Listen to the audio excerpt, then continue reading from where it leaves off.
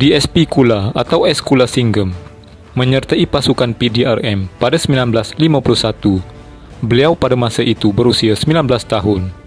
Memulakan tugasnya dalam bidang kepolisan sebagai inspektor percubaan, yang mana selepas itu namanya melonjak naik.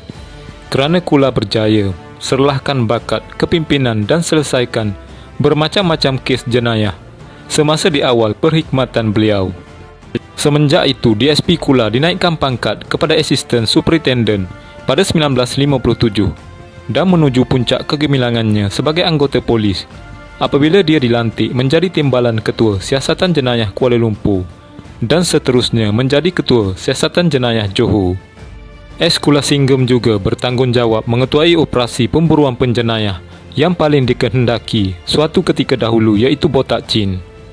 Antara kejadian yang paling tragis terjadi kepada Kula ialah ketika cubaan membunuhnya oleh Botak Chin dan konco-konconya. Kejadian itu berlaku pada 22 November 1975. Terjadi semasa DSP Kula sedang memandu dan berhenti di persimpangan traffic light dekat Jalan Davis, jalan perkeliling di ibu kota.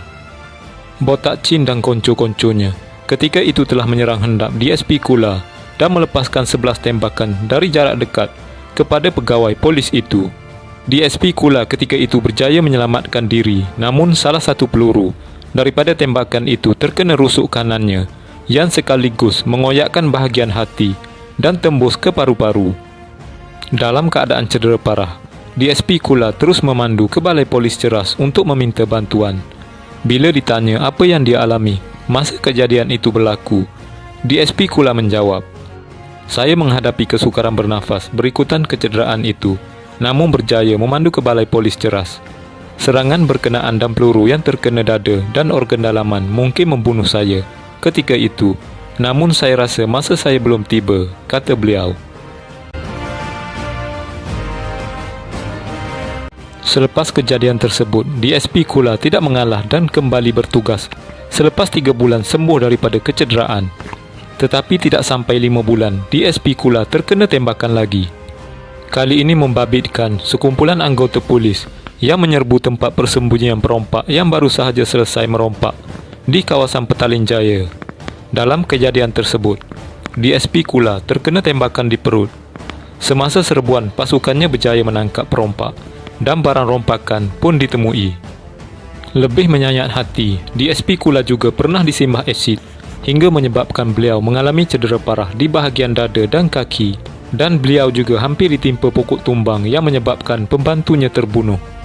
Bagai tak henti-henti didatangi perkara buruk, DSP Kula pernah hampir ditetak oleh lelaki mengamuk dan hampir terkena tembakan dalam satu kejadian yang menyebabkan rakan sepasukan terbunuh semasa operasi di Sarawak. Antara kes yang menaikkan nama DSP Kula ialah kes Botak Chin. Disebabkan Botak Chin sangat susah untuk ditangkap, dan Botak Chin juga telah membuat satu rompakan terbesar yang melibatkan rampasan sebanyak RM218,000 selepas menembak pengawal keselamatan yang membawa wang ke kelab lumba kuda. Pihak polis akhirnya membuat satu rancangan. Sebuah kumpulan pegawai dan anggota polis terbaik telah ditubuhkan oleh PDRM untuk memburu Botak Chin. DSP Kula antara yang terlibat dalam operasi The Magnificent 12 ini. Dalam tempoh 2 minggu, pasukan ini ditubuhkan. Pasukan tersebut berjaya mengesan di mana tempat Botak Chin dan konco-konconya bersembunyi. Pada 16 Februari 1975, Botak Chin akhirnya berjaya diberkas bersama 2 lagi pengikutnya yang cedera parah di kilang papan En Leong Sawmill di Batu Tiga, Jalan Ipoh, Kuala Lumpur.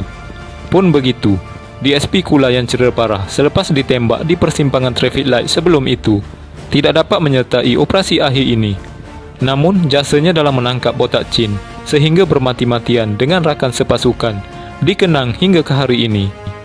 Selain Botak Chin, beliau juga terbabit dalam menangkap Kepun Chai, iaitu lelaki yang merogol ramai wanita sebelum mencederakan wajah mereka dengan pisau. Beliau yang dikenali sebagai Kula dalam kalangan rakannya dianggap sebagai seorang yang tidak pernah mengenal takut membenteras penjenayah ganas, sehingga beliau sendiri pernah menerima pelbagai ancaman bunuh oleh penjenayah. Menurut sumber dari bernama, beliau turut mendapat julukan sebagai Fear Factor Kerana dedikasi dan keberaniannya dalam memerangi jenayah, DSP Kula dianugerahkan Pingat Gagah Berani PGB dan Ahli Mangku Negara AMN untuk menghargai jasanya. 10 tahun selepas kes Botak Chin berjaya diselesaikan, DSP Kula akhirnya bersara. Tapi apa yang lebih menyedihkan, DSP Kula memilih untuk hidup sendiri di apartmen 2 tingkat di Johor Bahru dan tidak pernah berkahwin dengan mana-mana gadis. Bila ditanya kenapa dia tidak mahu berkahwin, DSP Kula menjawab, bidang kerja yang berbahaya seperti ini memerlukan sedikit pengorbanan. Bagi DSP Kula, tugas polis yang memburu penjenayah ini sangat berbahaya dan dia bimbang jikalau dah berkahwin nanti, keluarga dia pula yang akan mendapat ancaman daripada penjenayah yang berdendam dengan beliau. Kesihatan DSP Kula mula merosot apabila dia dimasukkan ke Hospital Sultanah Aminah Johor Bahru selepas tulang pinggulnya retak akibat jatuh di dalam tandas.